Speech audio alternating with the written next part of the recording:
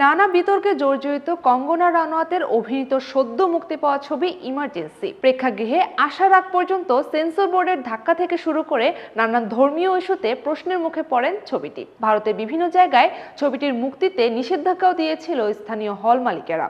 অভিযোগ, ছবিটিতে ইতিহাস বিকৃত করা হয়েছে। এদিকে ছবিটি নিয়ে বিতর্কের মাঝেই লন্ডনে ছবিটির এক শোতে ঘটে যায় নানান বিশৃঙ্খলা। রোববার রাতে লন্ডনের হেরোভু সিনেমা হলে দেখানো হচ্ছিল ইমার্জেন্সি। সে সময় ভারত বিরোধী স্লোগান নিয়ে হলে ঢুকে পড়েন খালিস্তানিরা।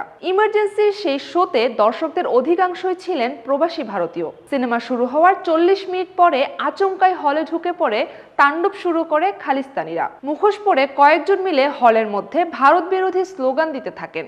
দর্শকদের মধ্যে শিখ দাঙ্গার লিফলেট বিলি করেন। অধিকাংশই চিৎকার করে বলতে থাকেন ভারত নিপাত যাক। এই ঘটনা কেন্দ্র করে শহরের শো বন্ধ রেখেছে লন্ডন প্রশাসন।